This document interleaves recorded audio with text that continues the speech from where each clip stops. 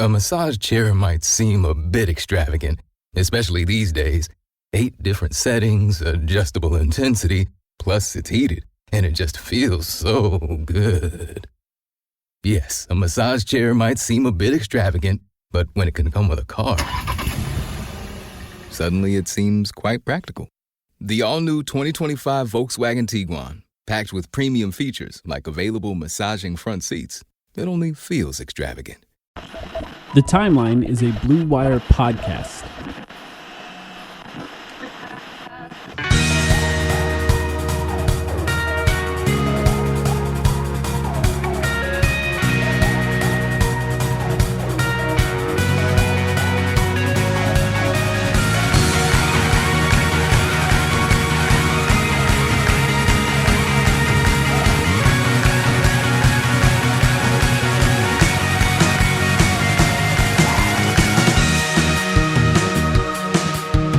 Welcome to the Timeline of Phoenix Suns podcast, and Happy New Year to everyone listening. My name is Mike. Normally Sam is here with us, but Sam had to take a sick day today, so I hope he's doing better soon. But very luckily, I am joined by a friend of the podcast and a friend of mine, David Nash. David, how are you doing?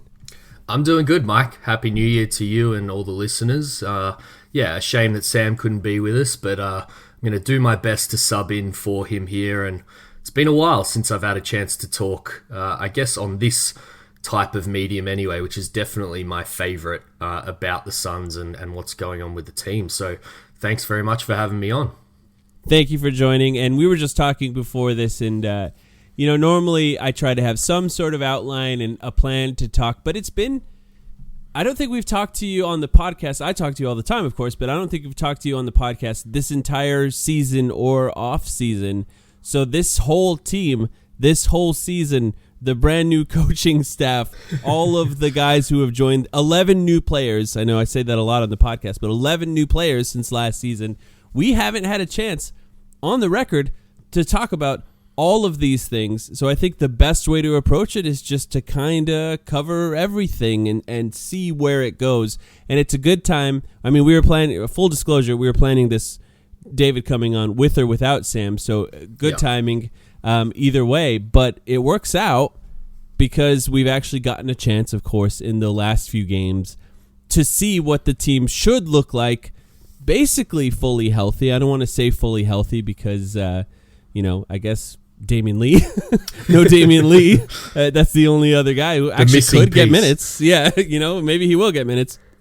But other than that, Bradley Beal, Kevin Durant, Devin Booker, 2 games that we've seen with them so far. Charlotte, which was informative, but it is Charlotte. And then Orlando, who's been good this season and one of the best defenses in the NBA the entire season. And both wins. Now the Suns are on a 3-game win streak. I think we got to start right with those games, of course, and the big 3 and what it's been looking like so far. I'll give you an opportunity just to start wherever you want in that discussion, and we'll see where it goes from there. Yeah, I mean, I've got to go with the joke that I always go with of we'll try and keep this, under 2 hours or something for the listeners. Yeah. But as you say, a bit of a self-imposed podcast, general observation ban of mine for a while, but that itch always comes back. So I'm happy to be on to talk about these things and scratch that itch a little bit. But yeah, I was writing some notes this morning and a bit of a wry smile that, rather than coming on and talking about what the team should look like in theory and having the listeners try and imagine things, as fun as that would have been to then see if it kind of played out that way. It is nice to at least have a couple of these games with the team relatively whole now in the rearview mirror. And seeing things kind of starting to come together. I think, us as fans are generally pretty impatient. We want things to be, happening straight away. And I've tried online at least to kind of heed caution a little bit that things might take a little bit of time and this season overall might be a little bit odd for people to follow along with and kind of know what's real and what's not. But I guess I'll throw it back to you. What's been the one thing that has stood out for you over these last couple of games, with particularly Bradley Beal being back in the starting lineup, Mike? Well, I think there's like two particularly different teams that they played. Charlotte, obviously, I think he was sort of clearly getting his feet wet, starting to understand things a little bit, and figuring things out. And the ability, I think, for him to still have a good game in that game where, he ended with 7 assists with a bunch of teammates he's barely played with at all. I thought that was great and important. And then, of course, Orlando, I think, is where it got a lot more interesting. They were seeing different kinds of defenses. Orlando, in particular, didn't double much. And, I'm really curious to see how teams defend when this big three is playing. Yeah. Orlando has the type of size where they could choose to switch or they could choose to just not really trap or double. And when you see a team not really trapping or doubling against the Suns, they have 3 players that can attack one-on-one and do interesting things within that. As part of the process of the plays that are being run, of course. Yeah. And I thought that was really fascinating to see now that Bradley Beal starts to feel a little bit more comfortable and, be willing to attack. In particular, all his injuries this year sucks. Obviously, everyone's disappointed. But once you see that willingness to sort of attack and take that contact on his way to the rim, it's such a huge missing piece for this team to have another player willing to do that just regularly over and over and over again. And with no help coming off of the guys, I thought you illustrated this really well on Twitter yesterday. Mm-hmm. With no help coming off of the other 2 guys, I mean, he's just going to have more space than he's ever had to attack, and the Suns just have needed that so much. And I think, by the way, this is a huge part of it. The lack of turnovers in the last 2 games really illustrates that. And if they can continue to keep that down with the big 3 playing, I mean, that's one of the main things I think Bradley Beal's going to bring. Yeah, it's funny. I think we tend to maybe convince ourselves that, a Grayson Allen playing well or an Eric Gordon is going to be a totally fine proxy for, Bradley Beal being out. And I think when they're playing at their absolute best, that can sometimes be true. But, you just have to see that Orlando game in particular, but both games that Beal's been back, how much of a difference it makes to have that third guy be the level of talent of Bradley Beal, whether it's being able to put the ball on the floor and drive the way that he did, as you said, that I illustrated in a couple of those videos in the thread that I did on Twitter for the Orlando game. But that's just been the huge thing that has stood out for me, is him being able to attack those seams. As you say, Orlando didn't really double, so there was a lot of single coverage going on. There was a lot of putting Booker and KD out on the weak side and Beal being able to attack those open lanes. So, we'll talk about the big 3 overall in general a little bit later. And also the coaching I'm kind of excited to get into in terms of what Frank's done during, this stretch where they haven't had everyone, which I think is hopefully gonna, has in the last 2 games been an advantage to the team, and I think will continue to be an advantage as they come together. But it's probably a little bit too early for too many statistical kind of indicators, small sample size and all. But I think the main thing that stands out to me is kind of looking at the successful 5-man lineups. You've got Durant, Gordon, Nurkic, Book, and Allen, 135 minutes plus 23.5 net rating. You got 74 minutes of Durant, Gordon, Nurk, Okogie, and Allen. So Okogie in for Book. That's still a plus 12.7.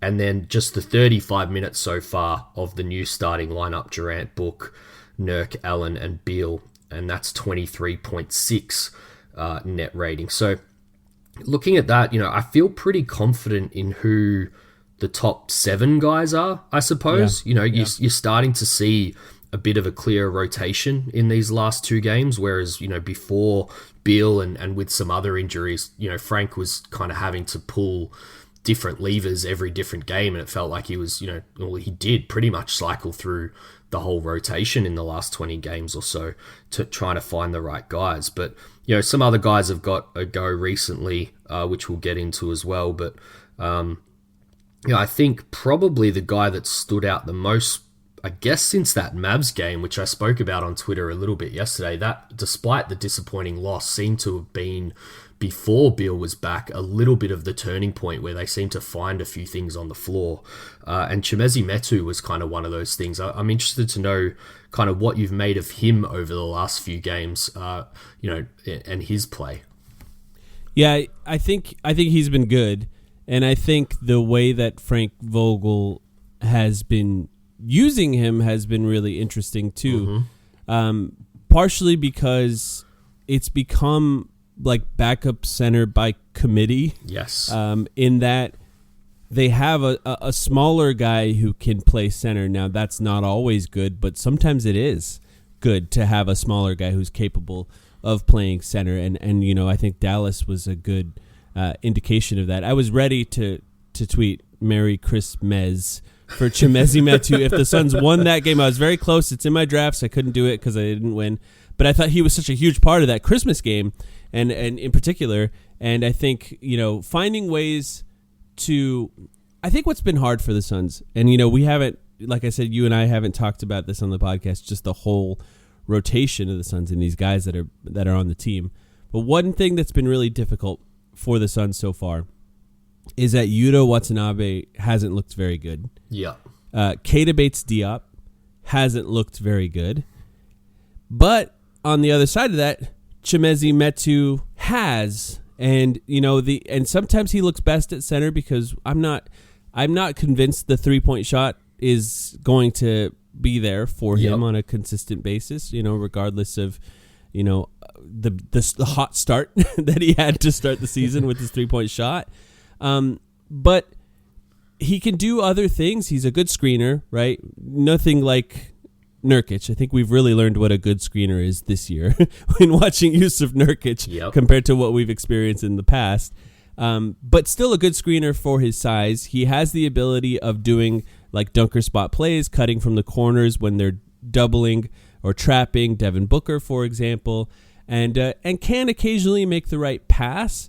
But it's nice to have somebody that, even though he's not the shooting that we wanted from that backup forward position, he's still capable of playing with other guys on the floor. And, you know, a lot of that has to do with the utility of somebody like Kevin Durant, who's 7 feet and can also shoot, dribble, and pass, and makes it a lot easier for somebody like Chimezie Metu to play. But what stood out for you when watching Metu recently in particular? Yeah, I think you've hit the nail on the head, and why I asked the question. Yeah, I think we saw in that Mavs game him get deployed as that kind of backup 5 with KD at the 4, and I think that unlocked some things. I think previous to that, the minutes that he was getting was mainly at the 4, and I know that there was, I guess, an attractiveness to a lot of people watching to that because they look around the league, they look at the Lakers size, they look at the Nuggets size, they look at a lot of teams around the league size and kind of go, well, if we can play Metu at the 4 with Nurk at the 5 or Eubanks at the 5 or Azubuike at the 5, you know, that we've got size all of a sudden.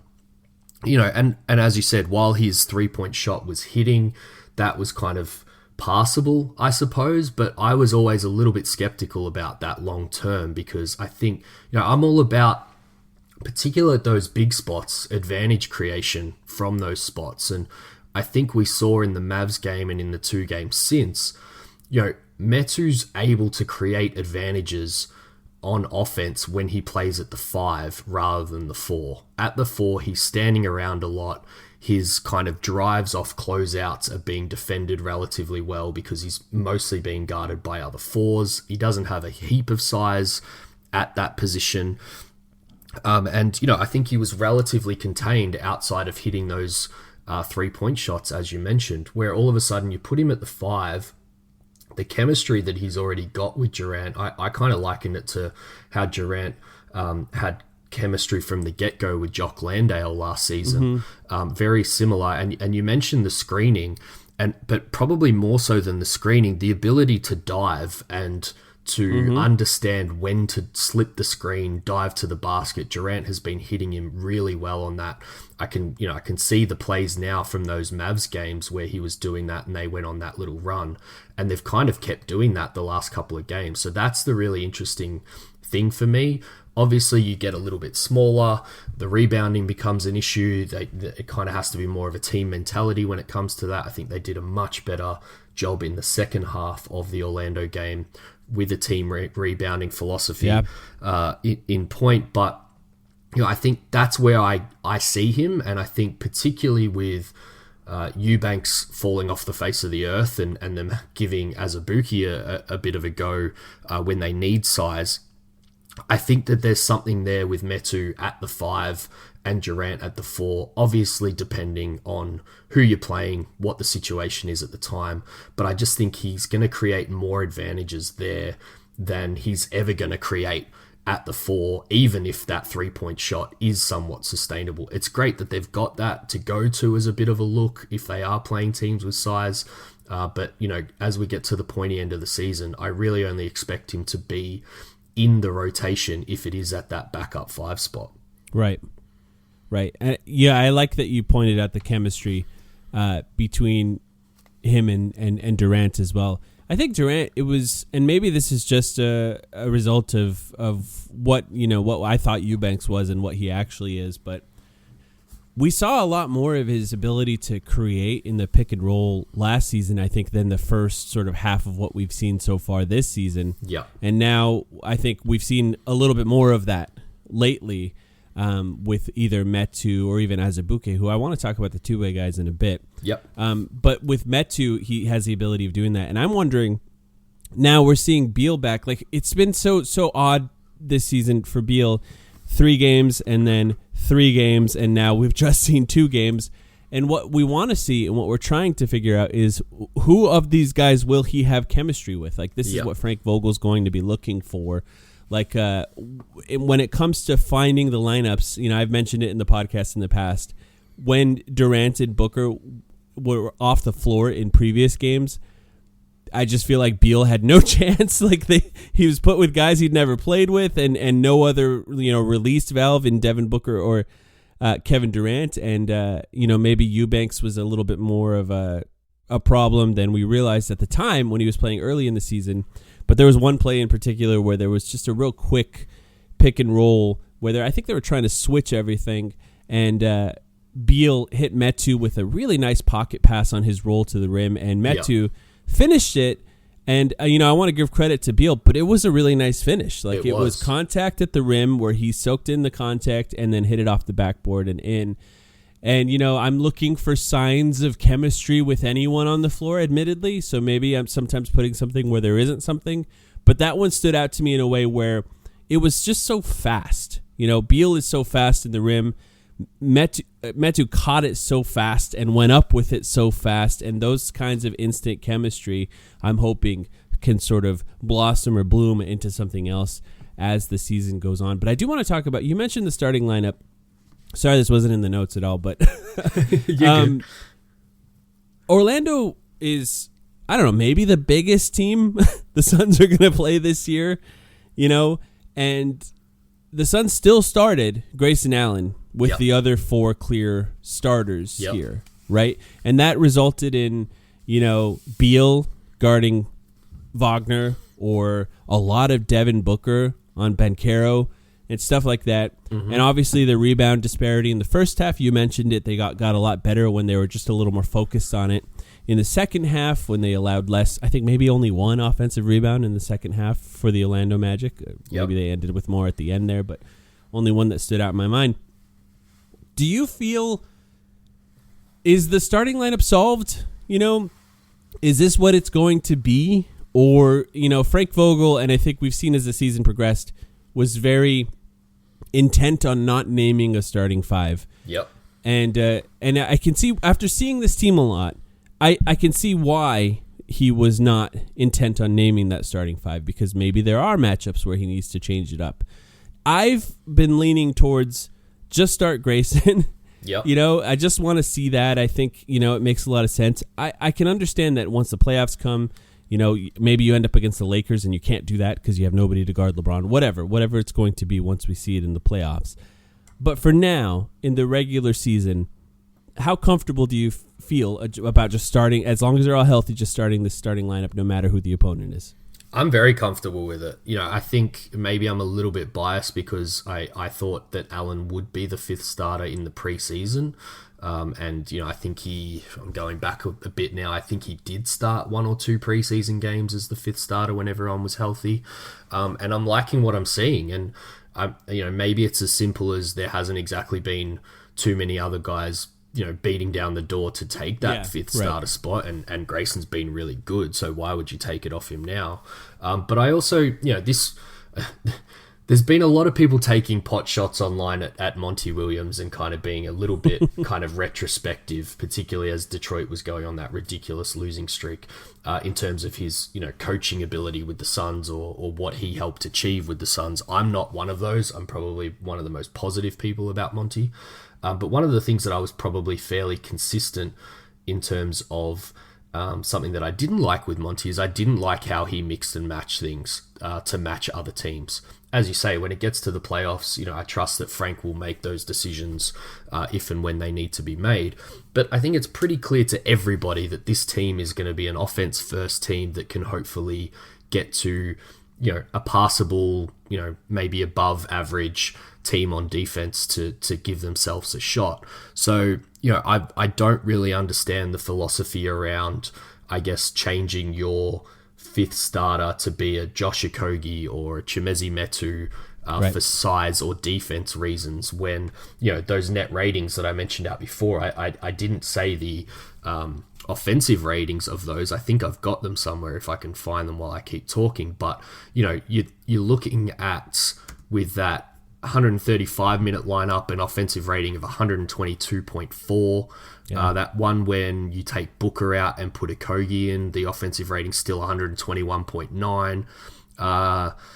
And that starting lineup that we've only seen 35 minutes of, the offensive rating right now is 138.9 and a defensive rating of 115.3.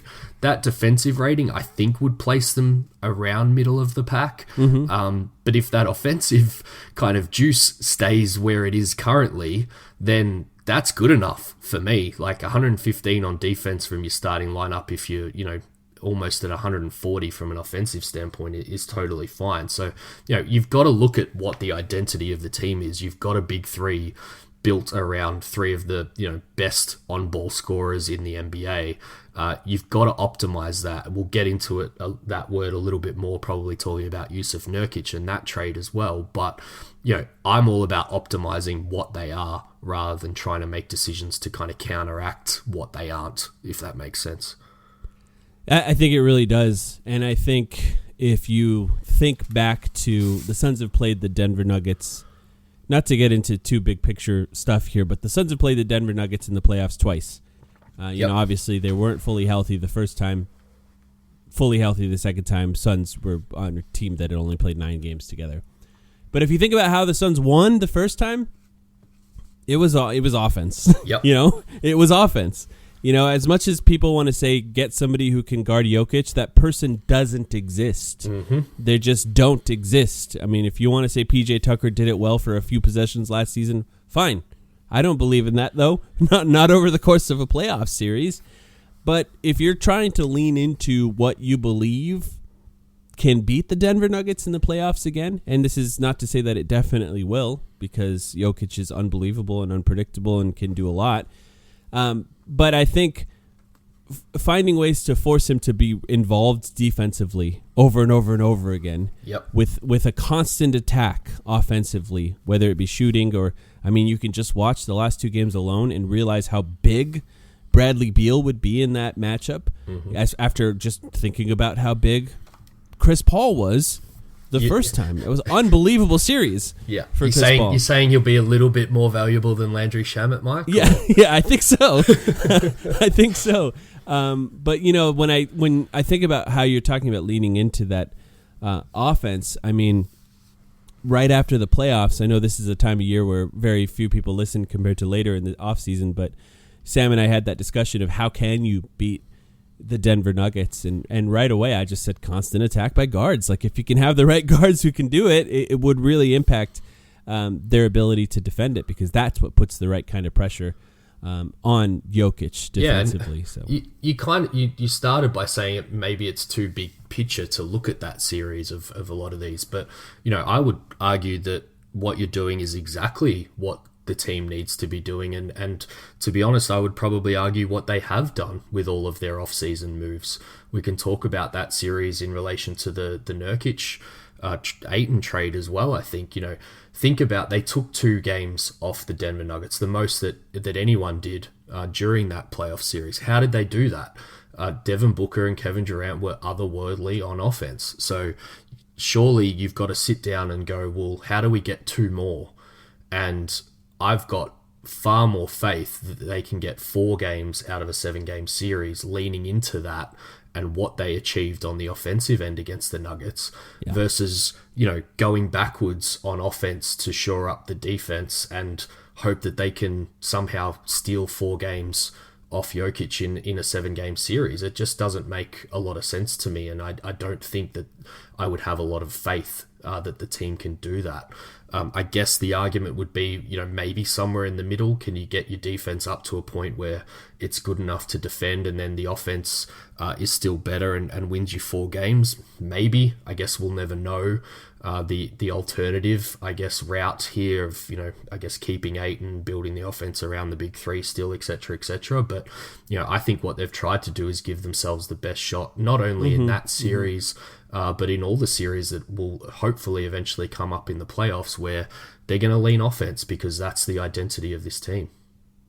Yeah, and if you're a fan wondering why they are occasionally giving it to Nurkic in the post as well, it's because a team like the Denver Nuggets might try to take Jokic off of him and then play a whole series where Jokic is guarding, I don't know, Grayson Allen or somebody like that.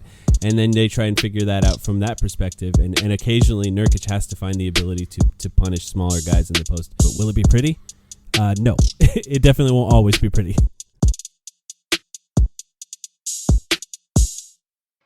Listen, life's all about leveling up.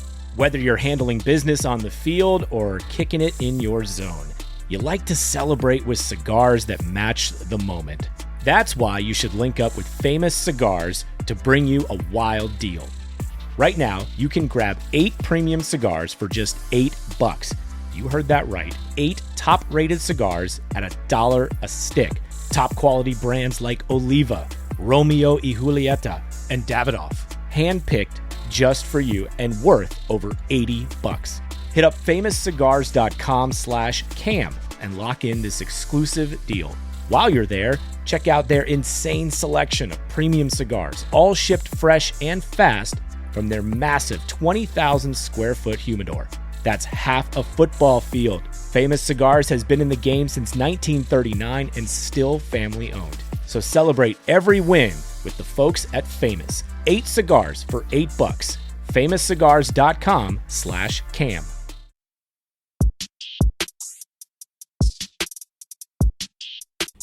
I guess it's time we got to revisit the trade now, since we're kind of talking about it already. Not to talk about like all of the stuff that was sort of behind the scenes of the trade, because we don't really know what that was. But, if Ayton just didn't want to play here anymore, then whatever, you have to trade him and find a way. But the vision of the guys they got back, I think, is the more interesting part of this. And talking about them leaning into that offense in the playoffs and finding ways to have the highest offensive rating. One of the things I think that is really kind of fascinating about what Nurkic allows you to do in that regard is there's all the obvious stuff.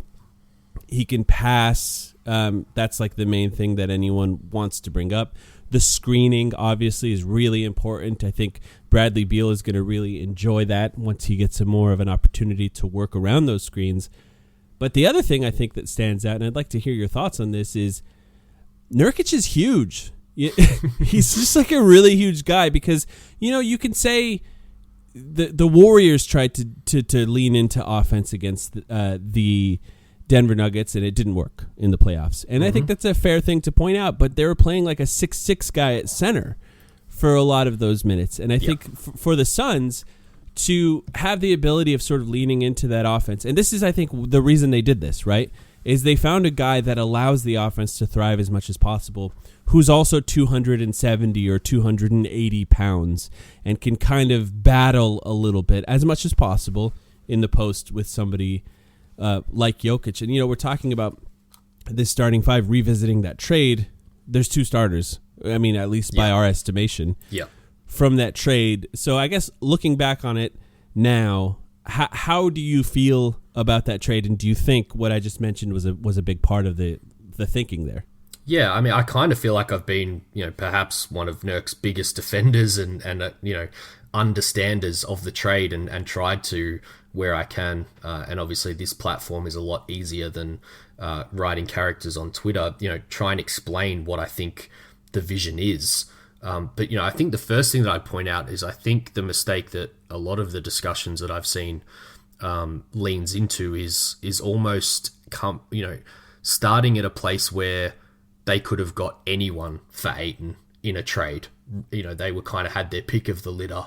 What type of player, all players on show available in a trade. And I just don't think that was true. I think his value we saw in the trade was relatively low. So I don't think they necessarily, pinpointed Nurkic specifically and said, let's go get that guy. I think they were already dealing with probably a pretty small bucket of players that they could trade DeAndre Ayton for. And as you say, went with the guy that they thought had the size and skill to kind of execute, what they want to. And, I've pushed back on a lot of that. At the end of the day, the NBA is a zero-sum game. It's going to be very easy to be wrong at the end of all of this when there's only one winner at the end. And if the Suns kind of fail this year or next with this lineup, everyone who pushed back on the moves that they've made will be able to kind of sit there and go, well, I was right. Victory lap, yeah. Exactly. But, I've just tried to, I don't even necessarily think, I don't know how confident I am if you made me put a percentage on it that it's going to work. But I have tried to point out where I feel like I understand it. And I think the biggest thing, again, if you look at how the Suns went out of the playoffs, not just last year, but the previous 3 seasons under the iteration of the core that they were running with, even though some pieces changed here and there, that the main core of what they were running with was remained the same, and that's what's been changed for this season. I think they got to certain points in every series where teams changed the way they were defending them, and it took away their main attacking options of Devin Booker and Chris Paul. So they went, all right, we need to change what the head of the snake looks like. They went out and got Kevin Durant, and then they also changed Chris Paul into Bradley Beal, which I think, no one's going to argue, or you shouldn't be arguing against the advantages that creates on offense. But then they also went, well, teams can probably still defend us the same way. It'll be a lot harder, don't get me wrong, because there's now 3 of those guys on the ball that can attack. But when we really get to the pointy end and the really smart defensive teams are changing things against us, what are they going to do? And I look at it and go, they're going to do what they did the last 3 years. They're going to let 2 guys go to the ball, leave DeAndre Ayton open, and make him make decisions. Yeah. Now, you can argue until you're blue in the face that he's going to develop and he's going to get better with reps at making those decisions. And I won't necessarily push back against that, if he gets those reps in Portland and can get better. But this team, as presently constructed, could not afford another season where he doesn't develop and get better at that. They needed to go with something that was going to be better. And I think in Jusuf Nurkic, they have a guy that can play 4-on-3 in the short roll, make those passes, set screen after screen. He's not going to care about his touches on the other end and I guess reduce his play on the defensive end. Yes, I'm never going to try and fight someone that Jusuf Nurkic is a better defender, fully engaged than DeAndre Ayton. That's not something that I'm ever going to try and do.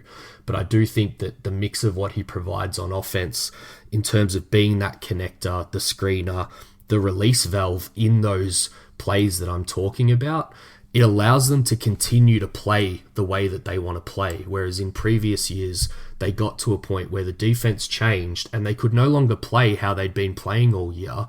And that's when you remember the offense looking really, really junked up. I'm talking kind of pre-Kevin Durant even.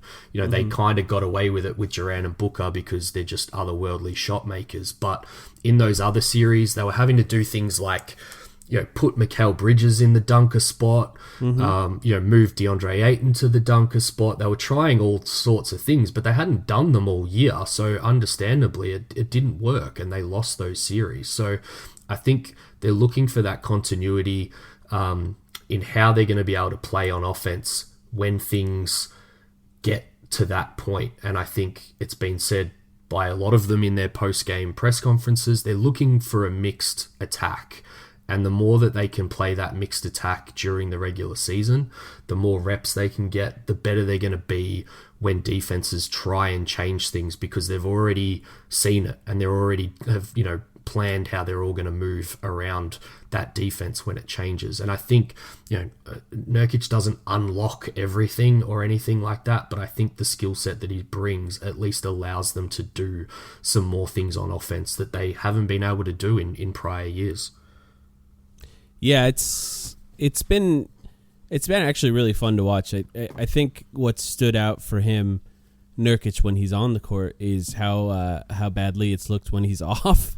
It really stands out, the little things that he does, in particular offensively, and you can start to understand what they're trying to do. And I think we'll see even more of it when we see more of all three of the main guys playing together, because we know Nurkic is going to be on the floor in those starting lineups, so he's going to get a lot of minutes with those guys. Although we did see some time with a small ball.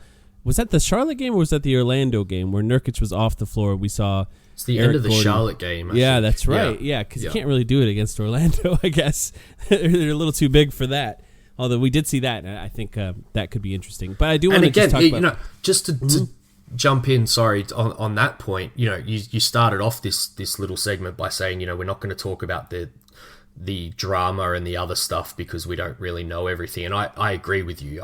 The reason I much prefer to talk about the on-court is I can at least, watch and trust my own eyes and give observations based on what I'm seeing, rather than, rumors and what, some random insider on Bloody Sun's Twitter is trying to say is happening behind the scenes. I'm sure everyone listening can know who I'm talking about there. But, there's a reason why I always prefer that. But if I am to delve into that side of things just a little bit with what you mentioned there, you cannot bench DeAndre Ayton in the last 3 years. We've seen it. We saw what happened when you closed with a different lineup. It then took 2 or 3 games after that for him to re-engage and bounce back. He certainly wasn't bouncing back in-game when those things were happening. And I think you have to at least factor that in with Jusuf Nurkic. Maybe it'll change, maybe I'll be wrong, but I haven't seen any indication that when Vogel makes those in-game changes that it results in less effort from Jusuf Nurkic, or him not coming back in the game, or them having to completely change the way that they play then, the next game, or coming out of the halftime break or anything like that. And I think it comes with the salary that's attached to him versus DeAndre Ayton. It comes with where he's at with, in his career, comes with experience, comes with a whole lot of things. And I do think that that's one factor that should be discussed and is probably a little bit under discussed when, particularly national guys parachute in and start talking about the trade and the impacts of it. I think it's very much under discussed. I call that, I've been calling that lately on the Discord, 2K archetype analysis, where they look at DeAndre in on 2K and it says like defensive center or something like that. And they say, well, why don't they have this guy? It says defensive center right there. But they haven't watched all the games. But I do want to talk about Jusuf Nurkic and defense real quick, because for sure. Right now, the defensive rating with Jusuf Nurkic on the floor is 112. And I think you could make the case that he has, outside of Jordan Goodwin and Josh Okogie, who do nothing for the offense but only affect the defense, I think Nurkic, as far as rotation players, has the largest impact on how the defense is playing when he's on the floor. And I think he's up to, the best net rating on the team still right now, 7.5 when Nurkic is on the floor, partially because of the disastrous Eubanks minutes, as we talked about. And, I think he's gotten so much better at understanding what's expected of him as the season rolls along. Nurkic, when he's on the floor, at times he plays in a drop, at times he plays up high, sometimes even higher, where they're trying to force the ball out of guys' hands, but very rarely, from what I've seen. Just in how he's used, how do you feel about that? And is there anything that you think the Suns should try with Jusuf Nurkic to help? Now, I don't think the defense is a disaster with him on the floor, to be clear, but is there anything that you think they could try that could make it even better? I'm looking forward to seeing them kind of doing the hard show stuff that they've done in little spurts. I think they've been pretty choosy with when they've done that. There hasn't been a hell of a lot of it, and I particularly want to see more of it now that the rotation is a little bit clearer of who's going to be on the court, and build that chemistry. You know, we often talk about chemistry with offense. We discuss it less when it comes to defense, but I think it's just as important. I think it's probably more important on a team like this. You know, I've heard Vogel say recently, pointing out that their perimeter containment isn't great, so they need to have an even better defensive shell than, you know, a lot of teams, because they need to be connected. So I think that chemistry is going to be really important. You know, he's obviously still a work in progress. As you said, they've cycled through various things. Again, I was expecting that. I kind of pointed to it in the preseason. Some things are going to go well, some things aren't. It's going to be really hard during the season to know what's real and what isn't. But I've loved his effort on that end. And I think, you know, I said the other day, even though I was probably higher than most, he's probably exceeded my expectations so far in terms of where he's at. And if that can continue to improve, then I do think they can get to that kind of above average defense that they need to go along with the offense. I think one thing that's skewing the numbers at the moment is their transition defense is horrible. If you actually just look at their half-court defense, it is above average. I think last time I saw it was like 12th or 13th in the league. That's, in my opinion, that's good enough with where I think this offense can get to. I think 12th, 13th in the league for the defense would be good enough to go as far as they want to go. If they can get to top 10, even better. So I think with that chemistry and continuity, they can hopefully clean up a little bit of the transition stuff, and we'll start to see the overall numbers be even better. I haven't really enjoyed kind of the discussion around his defense. You know, I think it's like a lot of things. I think a lot of discussion on offense tends to be whether the ball goes in the hoop or not, and that's not always correct in terms of what you're actually analyzing. I think we've definitely seen with the Suns this year, a lot of discussion around the team just comes down to whether they win the game or not. You know, I think there's been games we've won this year where they haven't exactly looked very impressive, and there's been some danger signs. And, you know, like that Mavs game, there's been some losses where I at least could look at it through a rewatch lens and go, well, actually, they found some stuff there, and they've been able to build on that. I think defense, more than those other two things, is one of the things where we look at who was closest to the ball when it went in and kind of go, all right, he's the one at fault here. You know, everyone's been talking about the paint points for the Suns and pointing towards Yusuf Nurkic as being the problem there, because paint points with DeAndre Ayton weren't a problem. Well, the other reason why paint points with DeAndre Ayton weren't a problem was because they had a guy called Mikal Bridges defending the perimeter. And I think Vogel has been going above and beyond in at least the quotes that I've seen, really putting it on the guards. He's talked about their perimeter containment being the thing that is the problem right now. He's very rarely pointing to Yusuf Nurkic and their rim protection. So I think that's the thing that they need to clean up more, and we'll see, you know, even better defense from Yusuf Nurkic long term as well. Yeah, you talk about chemistry and the perimeter players in general. And something that stood out in the last two games was Bradley Beal saying the defense was trash when he was on the court.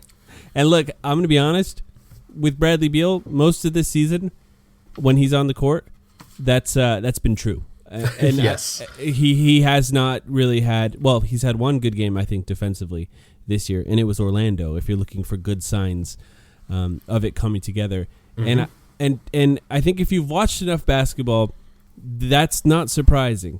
This is not to say that Bradley Beal is a bad defender. This is to say that he's playing with a whole group of new players in a somewhat complex defensive scheme, and he appears to not effort-wise be bad, but just be lost of just not fully knowing either where he's supposed to be or where his teammates are supposed to be. And, you know, chemistry, like you said, people will think about it a lot when thinking about offense. But I think you pointed out some good clips on Twitter, I think, of Bradley Beal's defense. You could start to see it working a little bit against the Orlando Magic and start to understand how he could be utilized defensively. Now, any one player can have good individual one-on-one defensive stands, which he did, by the way. Bradley Beal, 2 in particular plays against Wagner last night that stood out. Yep. But as well, I think scrambling, help defense, switching when necessary, not switching when they don't want to switch, that kind of stuff, it just takes time for them to figure out when to do it and when not to do it. There are savants, like you mentioned, Mikal Bridges, that are just good at it no matter where they are or what's happening, right? Of course. Yeah. But I think somebody like Bradley Beal that has a large focus, a large amount of responsibility on offense, I think it'll take some time defensively for that to come together. And right now, although it hasn't looked great, in particular his previous 2 stints, I think where he played 3 games in 3 games, those were bad defensively. Yeah. I think you can start to see it making a little bit more sense now with him on the court, and I'm looking forward to that. Anything as far as his defense stand out to you recently? No, I mean, I tried to highlight a couple of those individual defensive efforts. And yeah, I think you hit the nail on the head that, that's why I just want to see some continuity with this team. I think we'll start to see those things improve as they feel a little bit more connected on both ends, but particularly the defensive end. So, just cross everything in your power to hope. I did notice that Kevin Durant's not playing the next game with hamstring tightness, and probably that game might have come and gone by the time people listen to this. But hopefully that's not a long-term thing, and they are getting some repetition with the core group out there, and we can kind of judge these things a little bit more fairly kind of 10, 15 games from now. Yeah, KD's played a lot of minutes recently, so we're hoping that Portland game is just a rest game for him on a back-to-back. Yeah. And I noticed Eric Gordon was questionable too, and part of me was like, are they just giving the old guys a day off on New Year's Day? Like, is that what's happening here? It did make me think, wasn't there something in that new NBA policy where you had to kind of put forward your back-to-back games that guys might miss? This may just be one of those scheduled KD misses that they even, I guess, had in the diary before the season started. Very weird to have back-to-back on New Year's Eve and New Year's Day, by the way. I don't think I've ever seen that on a Suns schedule, so kind of odd to make them do that. It would be nice for these guys to get at least one of those days off, but they got to play both of those games.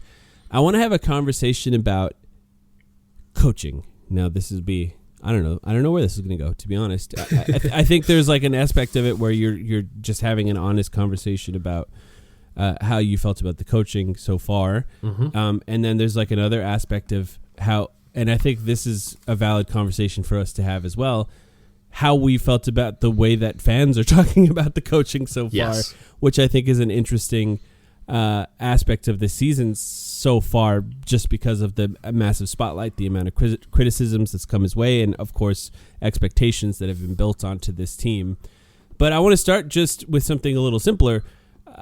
In watching Orlando's game, the Suns are working different things into the offense with all 3 guys on the floor. I thought I always try to pay close attention to the first play of every game, because I feel like often that's when they're trying something, trying something a little bit new. And something that really stood out in the Orlando game, I thought, was in the very first play of the game, they had Nurkic and Eric Gordon on one side of the floor, KD, Beal, and Booker on the left side of the floor, and just all 3 guys sort of running off each other, screening for each other, finding ways to force decisions to be made when there's star players that are screening for each other. It didn't work in this game. No surprise, brand new, working out how to screen for each other.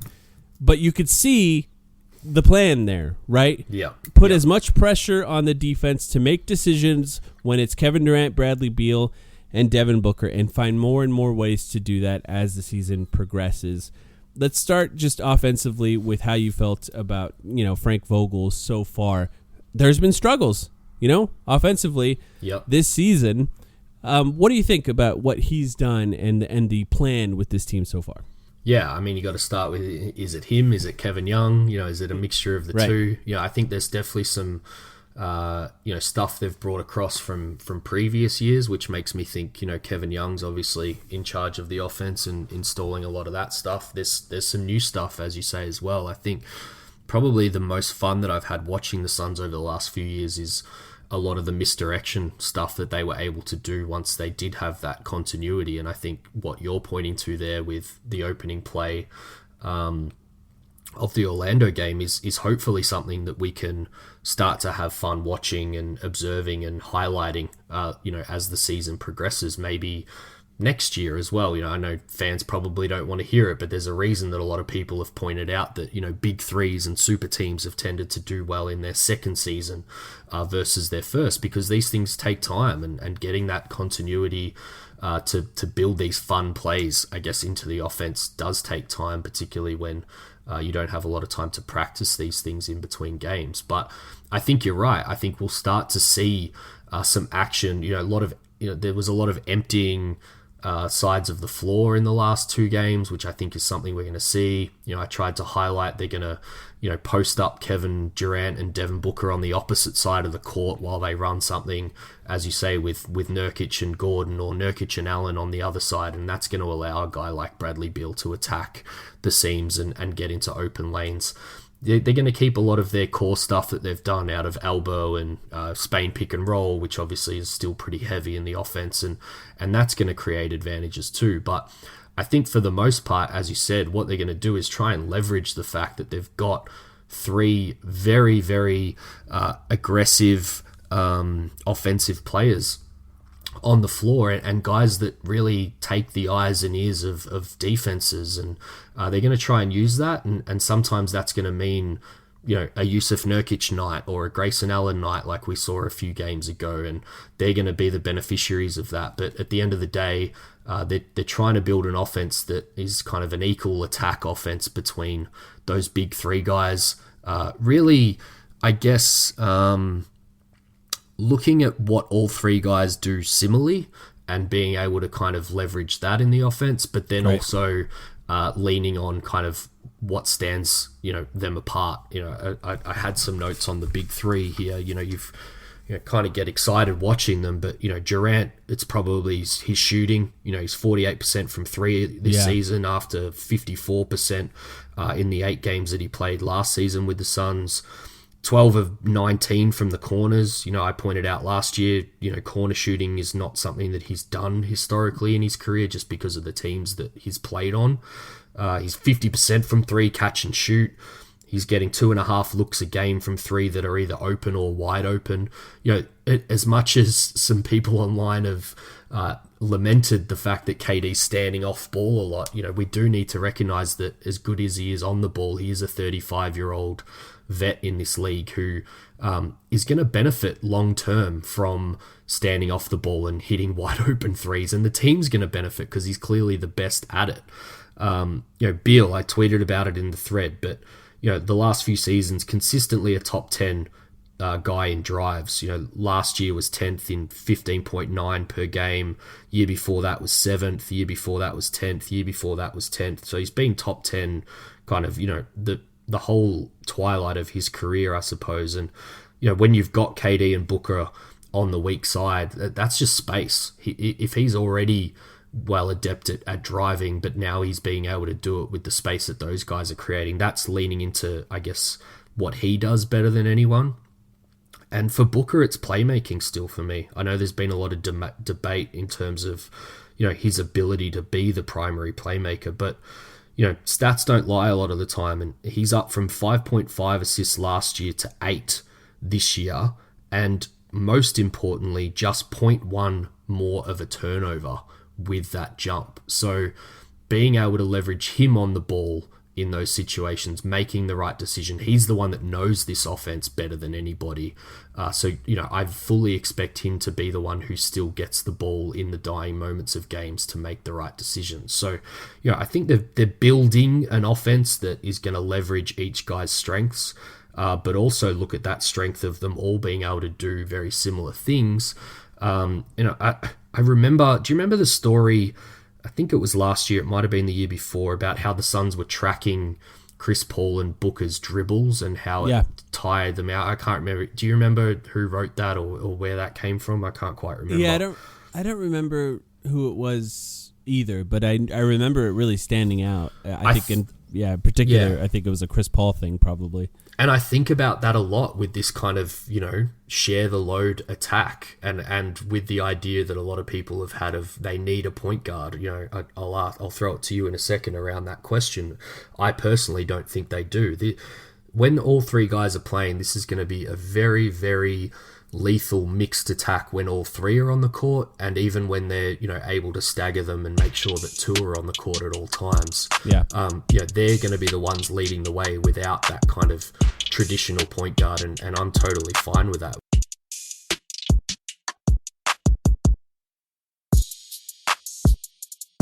Where do you sit on the kind of the Suns desperately need a point guard conversation?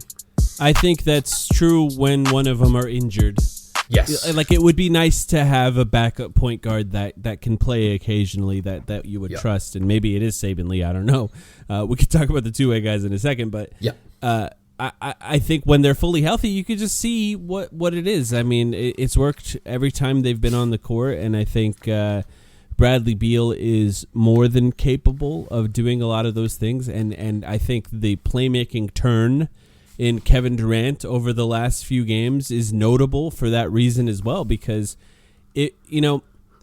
some people say, and this is true to some extent, that Kevin Durant is just a finisher and he needs to be the guy to finish plays. But he is more than that, he always has been more than that. Mm-hmm. And you can utilize him only as a finisher, and he'll probably be the best in the league at that. But this team needs more than that, and that means that he has to play a little bit differently. And to people who maybe doubt him at times, thinking that he's capable of doing that, maybe that'll prove to be different as the season progresses. I know he's having one of the worst turnover seasons of his career, but I do think that he's capable, and they need it. And for him to just add a little bit of playmaking to his game on this team as he gets more and more comfortable with the teammates that he has, I think that would make a big difference. And I don't think it's a coincidence that it's happened in the last few games after he was heavily criticized, maybe for no reason, because of a Woj report.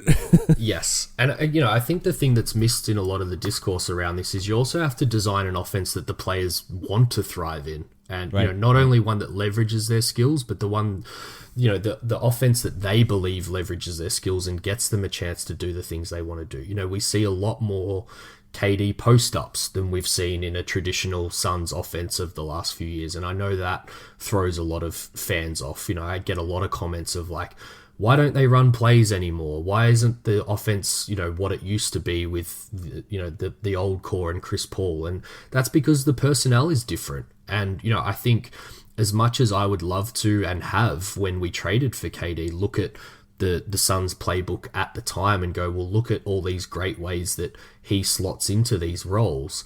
You've also got to factor in the human element of, maybe he doesn't believe in those ways of leveraging him. Maybe he wants to be on the ball more. Maybe he wants to post up more, get two on the ball. It's not the sexiest kind of basketball from what we're used to watching in terms of more set plays and things like that, but it's damn effective and it works. And it gets two on the ball, and you get teams in rotation out of that. So I think that's something that we often miss with, I guess, coaching criticism, which is where we started this little segment in terms of what they should be doing. I think we need to also look at it's a players' league. This is a big three. That's no more evident with teams like this. The coach can only do and say and create so much. At the end of the day, it starts and stops with your leaders on the floor. And I think they're getting to a point where there's a balance between what they believe leverages the team best, but also what the players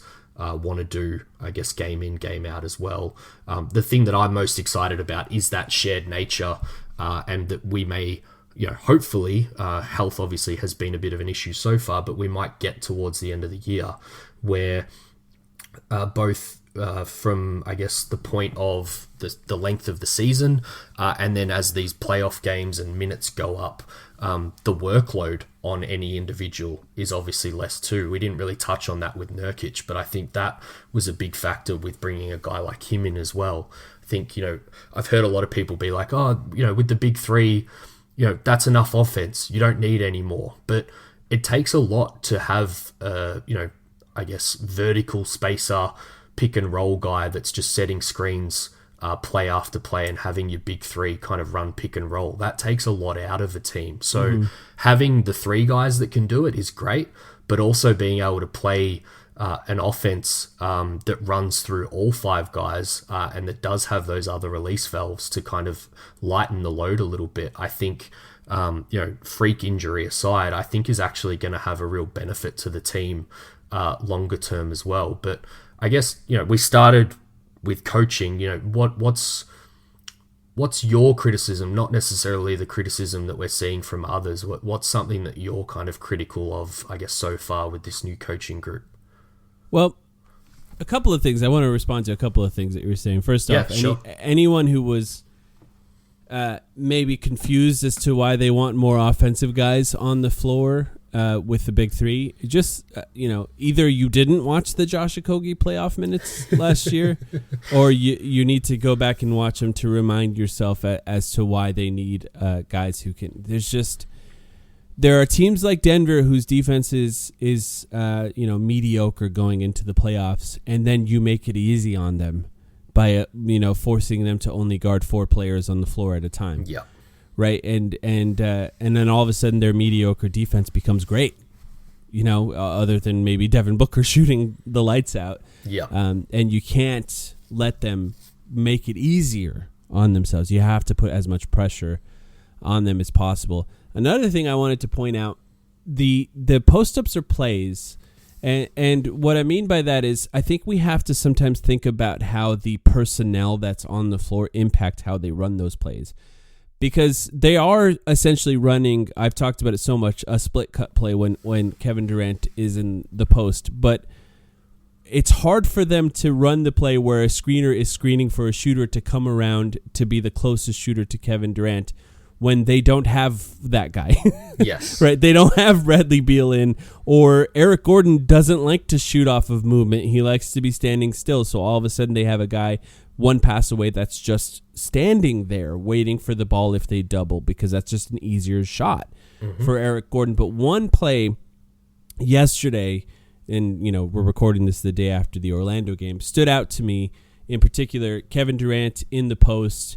I believe Bradley Beal, Eric Gordon, Chimezie Metu were the other players that come to mind that were on the floor. Chimezie Metu rolls up as if he's going to set the cross screen for a split cut play. Yes, I love and this then play. Just dives to the rim, because they start to adjust to potentially switching, right? And so they're playing up a little higher. Now there's a clear path to the rim for Chimezie Metu. I don't even remember how the play ended, because that's not the point. He finished. It was quite a tough finish. I wanted to clip it and highlight it, but it didn't quite fit in with, I guess, the Beal thread that I was doing. But I love that you've highlighted this play, because it's probably my favorite play of the game, to be honest. I know there was the fancier one everyone was showing with Grayson Allen with the behind the head pass. But that play really stood out because, as you're saying, Kevin Durant was on the near side in the post.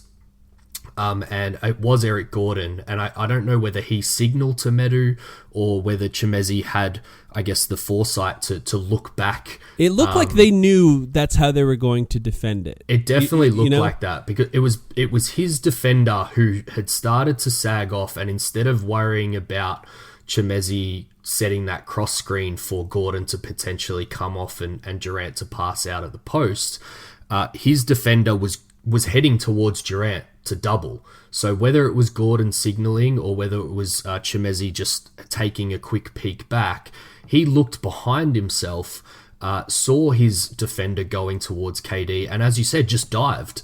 And there was quite I was pretty impressed by Orlando's defense, to be honest, because there was still quite a good contest from whoever the low man was to come over.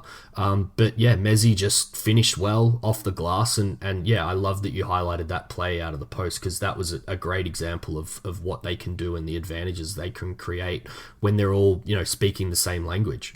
And I think what stood out, and you mentioned it with Metu, what stood out to me in this play in particular is you can't really do it with Nurkic. I mean, you can, but Nurkic is probably not going to finish. He might be it might be another swing pass to a guy in the corner. Yes. It also makes a difference if I don't even remember if Bradley Beal. I know for sure Eric Gordon and Metu were involved in the play. If Bradley Beal's coming around that cross screen by Metu, for example, now all of a sudden the help defense from Metu might be up on Bradley Beal, and then Metu has a clear lane to the rim. The point is that play that they've been running with Kevin Durant in the post that essentially is split cuts. Sometimes it's not. Sometimes it's just faking that. It changes when everyone's healthy now because there's just more options out of that than when everyone isn't healthy. And for the Suns, they oftentimes run that without Devin Booker on the floor because sometimes it's just the easiest way to create an open shot with Kevin Durant that sort of mitigates a turnover risk because there's less dribbling for it with him on the ball. And it's just, I think, allow it time to evolve, allow it time to change, and you'll start seeing the vision, I guess is my point with to those that see the post up as a non-play. The Warriors won a championship with that play. They did it so many times, and it works, and that includes with Kevin Durant on the team. So just give it time. Just hearing you say it looks better when they're healthy. For some reason, I've just got that meme going on loop in my head of, that one where it's, the employees ask for better work conditions and pay rises, and then the employee has a pizza day, and it's that lady saying, surprise, surprise. It's like, that's just on loop in my head. Like, surprise, guys, the team looks much better when they're whole, and how they, plan to construct this team rather than what they were dealing with early on in the season. But it also shows, I think, to the point that you made probably 45 minutes ago now, but the value that Metu has when he's at center.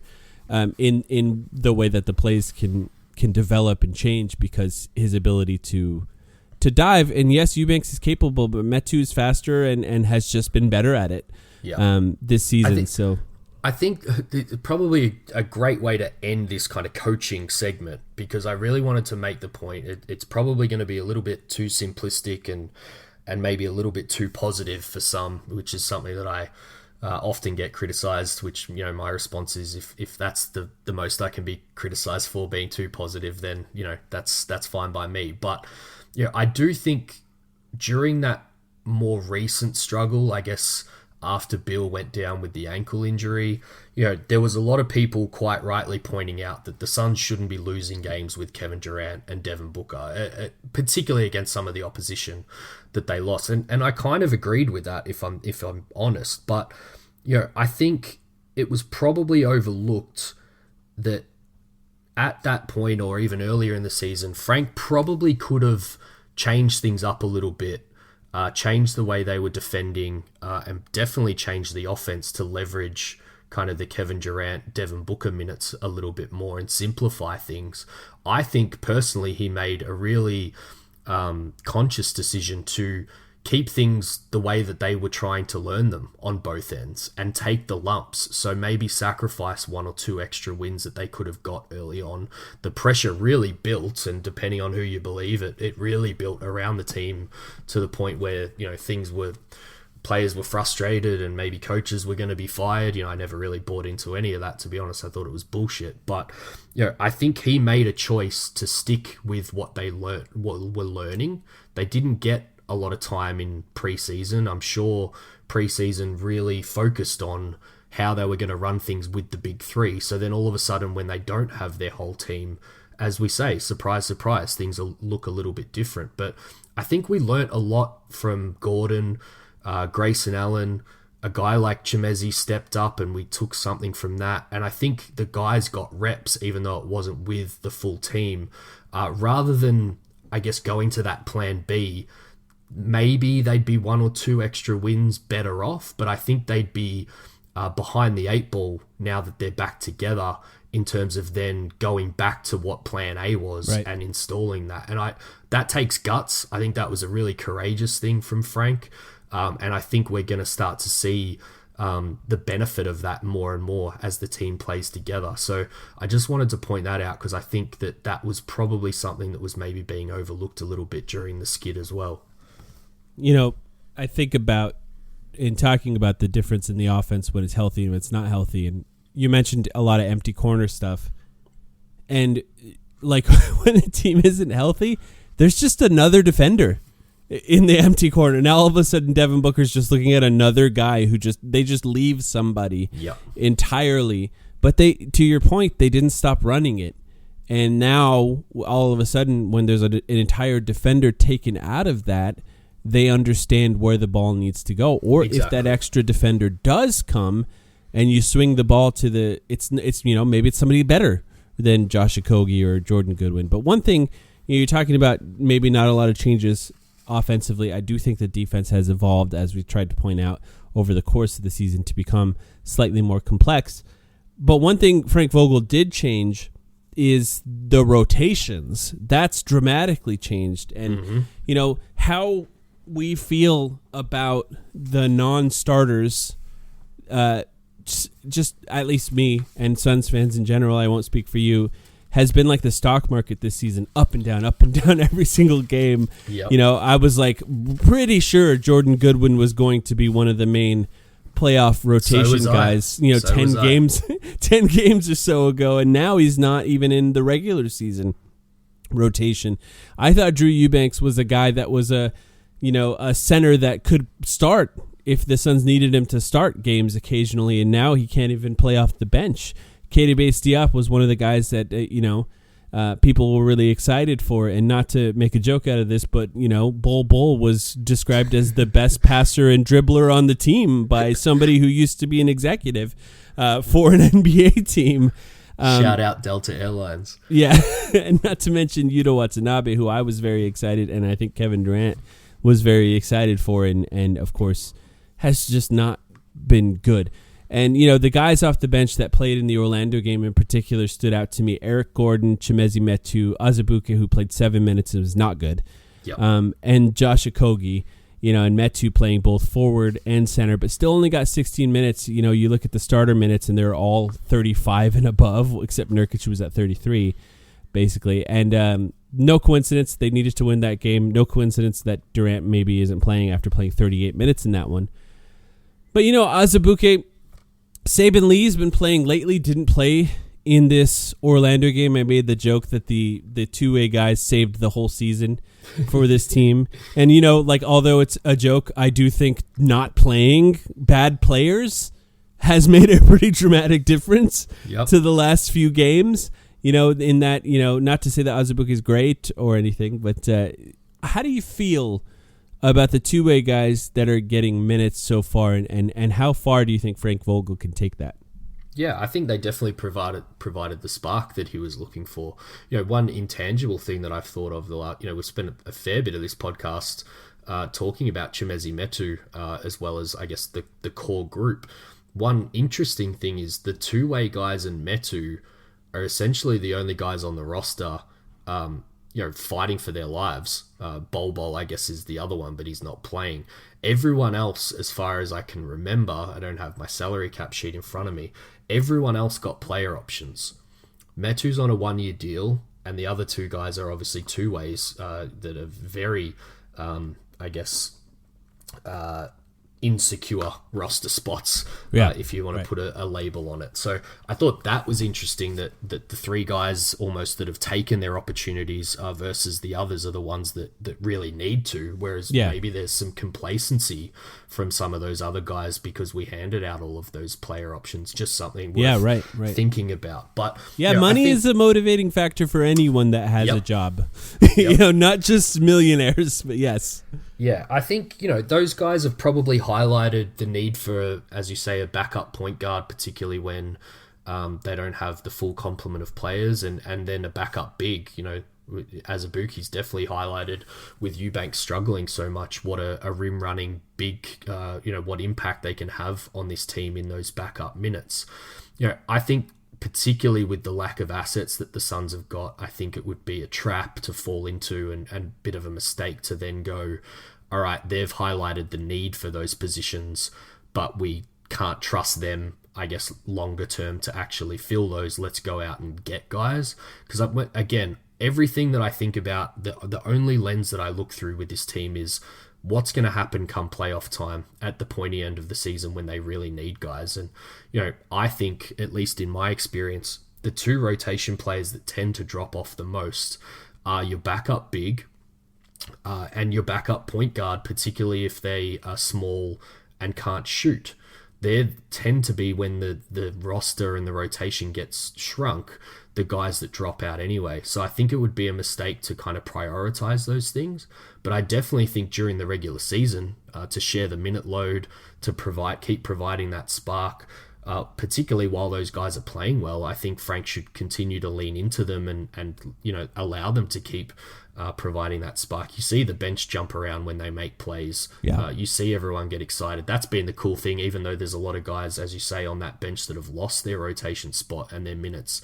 They're still enjoying, I guess, the minutes that these guys are having on the court as well. So, yeah, I like it. I wouldn't, I guess, fall into the trap of all of a sudden thinking, oh, see, this highlights we really need a backup big and a backup point guard or else we're not going anywhere. I kind of, heed caution a little bit with that discussion. Yeah, I think that's a good point. I think especially if you're focusing on what the playoffs could be.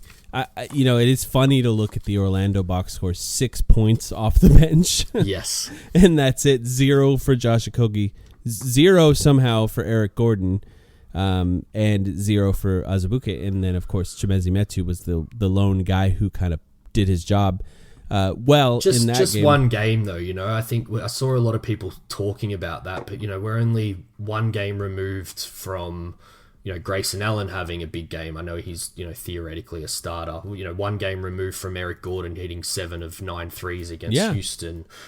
A couple of games removed from Chimezie having that huge Christmas Day game, big double-double. So, you want to see more than 6 points out of your bench, but I think, certain guys from the bench have provided, big-time contributions at certain times this year. So I don't think all hope is lost with the current bench construction.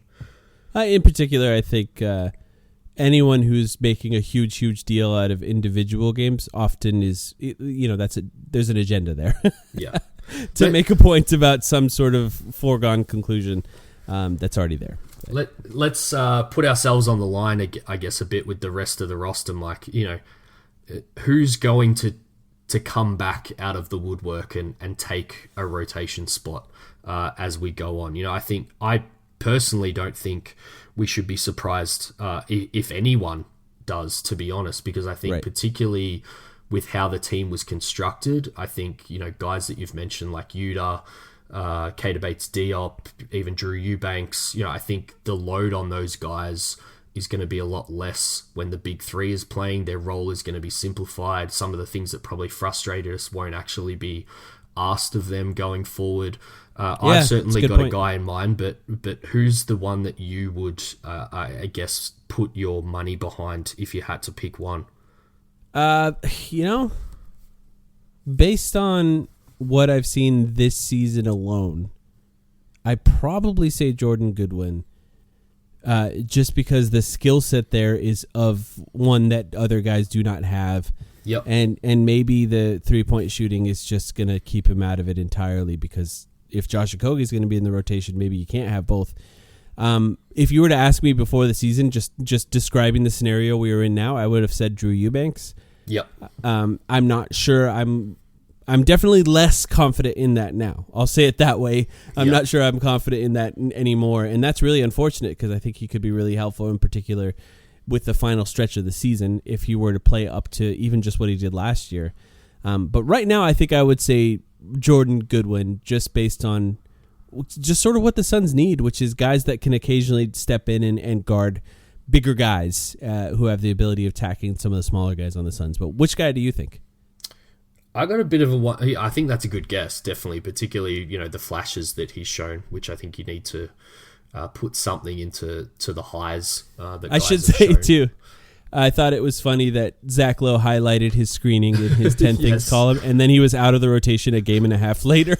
Just entirely not even playing at all. But anyway, how things go covering the league sometimes, isn't it? Right. Yeah, I had a little chuckle at that too. But I don't think he's given me much reason this season to kind of bet on him, so to speak. But for me, it's Keita Bates-Diop. I just look at what we've talked about with the guys that have, I guess, taken their rotation spot. I think we've got 6 guys: KD, Book, Nurk, Grayson, Beal, and Eric Gordon. Then there's been other guys floating in and out, as you say, Goodwin, Okogie, Naz Little's got a bit of time, Medu, who we've talked about quite a bit. And then there's the rest that we're just like, throw your hands up, who knows? But, the old adage, use 8, rotate 7, play 6, trust 5.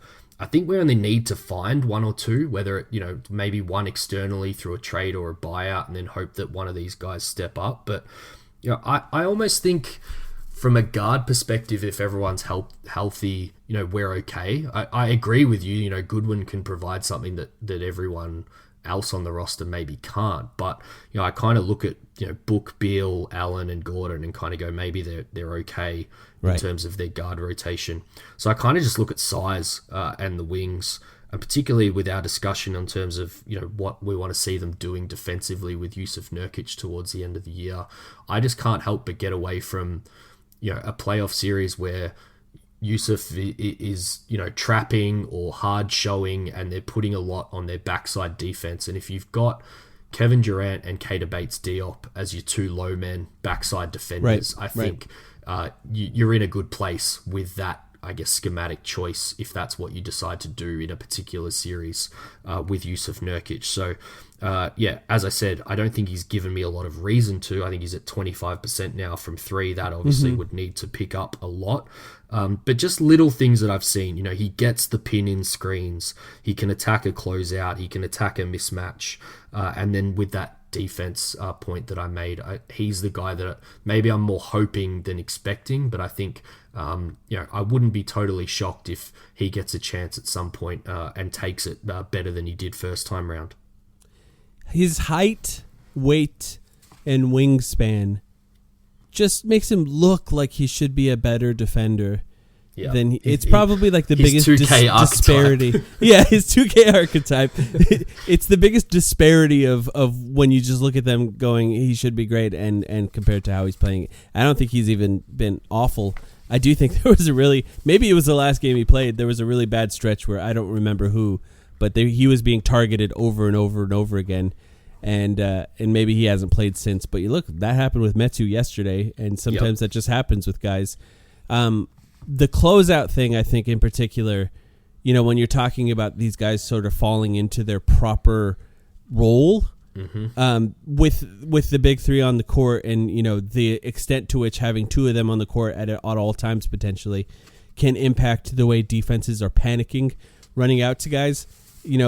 As far as the guys who aren't playing, I would say Keita Bates-Diop has the most juice as far as the ability to do something when attacking those closeouts. Yep. In that, he can get to the rim. He has the length to finish over guys and is unafraid of absorbing contact at the rim. Everyone else, Jordan Goodwin, mixed bag, likes to shoot floaters, don't really go in. Saban Lee, I actually like, not to say that he's part of the guys since he's actually been playing lately. Yep. No surprise, by the way, to anyone wondering why he didn't play against Orlando. They're huge, and the Suns can't really play smaller guys against them. But, Yuta Watanabe doesn't have much when attacking those closeouts, needs to launch in order to be effective. And so, Keita Bates-Diop, I think the point about being able to attack those closeouts could help him out a lot. But he does need, like you said, to be capable. Like you watching Luka, for example, the Suns had to find ways to play him high. Yes. And, it was a really bad defensive game by Kevin Durant. I pointed it out at the time. But also he was the only one that we trusted down there. And to have somebody else that you could maybe be the guy tagging Derek Lively on his way to the rim would be pretty helpful for Kevin Durant and for the Suns as a whole. So that's a good one to point out. I want to ask you one more thing, and I know we're going long already, which I don't mind. It's been a while. Surprise. Yeah. You mentioned it, trades or a buyout guy. Is there anyone that you've been looking at or keeping an eye on? I know Ken Rich is always out there. We're keeping an eye on him, and I do think there is a chance that OKC tries to make a trade to fortify their roster before the playoffs, and if he becomes a guy that's maybe going out to a bad team, well, they probably don't need him as much as a good team does, and maybe the Suns could get in there on somebody like Kenrich. Doesn't add a lot of size, which I do think the Suns might need. Yeah. But is there anyone out there that you've been keeping an eye on? Yeah, it's a good point. I'm always watching my favorite guys to see their minutes, see if they're unhappy or not being played. So, you know, whether it's Kenrich or Denny or, you know, various other guys that I've brought up over the last few years, I think, unfortunately, most of them are either, you know, well and truly in the rotation for their teams or outside of what the Suns can really achieve with the lack of assets that they've got. One guy I'll mention, not really with any hope that he would be a huge contributor, but I've just been interested, is actually from, well, I'll mention two guys from the Orlando roster, actually, that neither of which played, that I've kept an eye on. One guy is obviously an easy favorite of mine, which is Joe Ingles, currently not playing because he's injured. His contract is a little bit too high. As I said, the Suns are very limited in what they can do from a salary matching and asset standpoint at the moment, so that might discount him, unfortunately. But, you know, you talk about archetype. I think a guy who can hit an outside shot, continue to move the ball, he can play pick and roll on the second side. That type of player, I think, is something that is still, you know, missing or that could further optimize this team. So it was supposed to be Yuta. He's like a good Yuta. Exactly. So he's one guy. And then a real off-the-radar guy is Chuma Okeke. Currently not playing as well. But I just think in terms of, you know, we know that James Jones has often targeted, you know, restricted free agents, guys that aren't playing on teams that you might get for free. You know, I think of an Aaron Holiday. I'm trying to think of who else he's got over the years. You know, he obviously made a bigger trade for a Landry Shamet and then extended him, but there seems to have been that philosophy of maybe being able to get guys for cheap that teams have already given up on. You know, he's a guy that is big, could play a really, you know, key defensive role as a wing defender. He isn't playing at the moment, probably doesn't have a pathway outside of injuries to getting into that Orlando team because he doesn't necessarily provide something that they don't already have and much better. But yeah, not an overly sexy name, but just that's the type of guy that I'm looking at because I think, you know, whilst it's fun to, you know, roster bait and look at trades in the trade machine, I really think that, you know, at least from what I've seen, we're perhaps really underselling or overlooking just how hard it's going to be for the Suns to actually add to this roster, given the pieces that they've got. I think, you know, probably Nas Little is the best contract that they can send out. Maybe in the preseason you could have talked yourself into Grayson Allen, but, you know, we talked about him a little bit, obviously, as being a deserving fifth starter. Maybe we've undersold him a little bit on this podcast in terms of not talking about. He's just been terrific. So he really has. I don't think there's any chance you're looking to trade him unless it's for a really significant upgrade. So, yeah, I really think you're looking around the edges at not necessarily guys that are out and out guaranteed to be in the rotation, but maybe you take a chance on a guy that you know were high on in that draft, or I think probably one thing I'm fairly confident of is we'll see Bol cut at some point to maybe make up that roster spot for a guy like that. But yeah, talk about 2K archetypes. I think, you know, a guy that maybe gets hot from three, or can be consistent as an open shooter and then defend the kind of 3-4 position is probably what you're looking for most. Maybe that is Nas Little anyway. I don't know. Yeah. Sadiq Bey is the name that we've mentioned because he's supposedly available. Not sure he's got the ability to get hot from three still, but I'm hoping if he becomes available and can be got for cheap, that would be a good one for the Suns. Excellent stuff. Is there any, I guess I'll give you an opportunity before we end this one. Is there anything else that you want? I know we can go on forever, of course, but is there anything else that you wanted to bring up that we didn't get to that you want, now that you have the opportunity to talk about it? Yeah, I think we've covered most of what I figured we would. Maybe one thing that I would mention, as far as a criticism goes, I've probably been the most critical in terms of how they've handled adversity, like in-game in particular. I think they've bounced back from bad losses pretty well, and that's always a good sign. But I think in-game they let some poor discipline, tech fouls, runs from the other team get away from them? And, is that a coaching issue? Does that start with your best players? Is it a mix of both? I don't really know the answer to that. All I know is that it's not something that I've loved seeing. And I do kind of think, again, project forward to the playoffs. You're going to hit adversity in games. Who's going to grab the team by the scruff of the neck and snap them out of a bad run?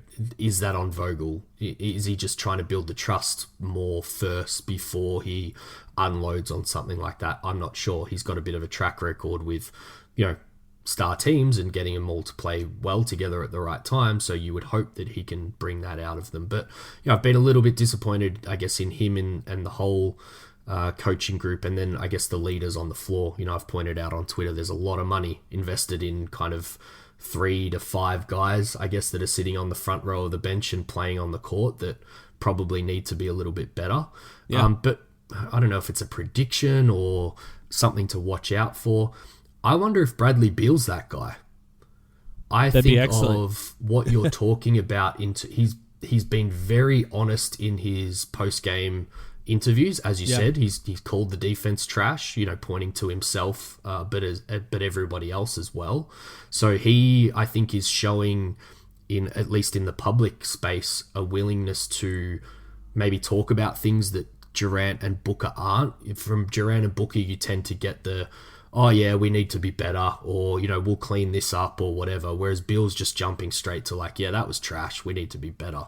And then there was a couple of moments in the last 2 games, which I think is more interesting given the fact that he's really trying to get his feet wet and, just get back on the court.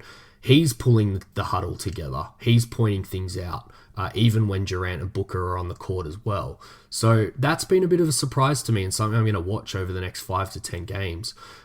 He's had the opportunity to sit back and watch this team from the bench and not be able to contribute, maybe see where they're kind of falling down in some areas. And he's at that stage of his career. I don't think Booker's quite at that stage. He's more of an on-court leader.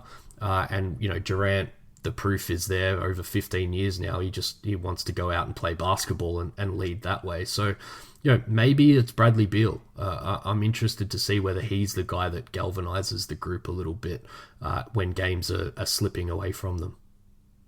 They definitely miss Chris Paul at times. Yes.